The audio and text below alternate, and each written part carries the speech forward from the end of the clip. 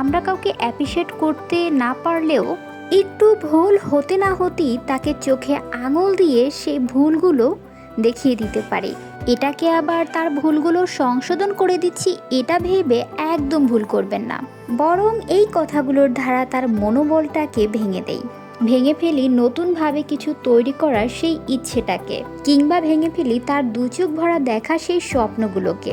আমরা একবার কেউ ভুল করলে সেটাকে হাজারবার রিপিট করে তার ভুলগুলোকে সংশোধন করে নতুনভাবে কিছু তৈরি করার সেই ইচ্ছেটাকে অন্ধকার কুঠুরির দিকে ঠেলে দেই। ঠিক একইভাবে যদি আমরা এই ঠিক ভুল শব্দ দুটোকে উল্টে দেই, তাহলেই কিন্তু এই শব্দ দুটোর পাশাপাশি পাল্টে যাবে আমাদের চরিত্রগুলো।